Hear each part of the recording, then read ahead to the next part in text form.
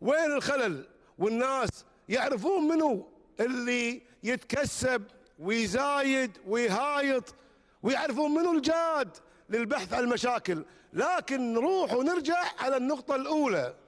النقطة الأولى اللي هي سياسات الحكومة، لا بد أن تتغير، لا بد أن يكون فيها نقلة نوعية.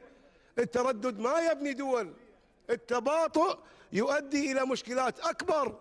كان المطار الدولي بيسوونه ب2 مليار، صار 4 مليار نتيجة التباطؤ والتردد. قضايا التوظيف والبطالة، كان عندنا 5000 10,000 وصلوا ل40,000. قضايا السكن، لا بد من شيء غير مسبوق غير تقليدي.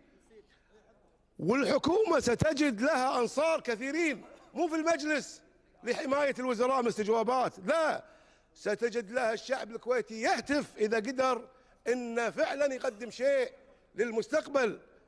الشعب الكويتي نصه تحت 20 سنة، هذا أمر خطير. الناس جاية بالآلاف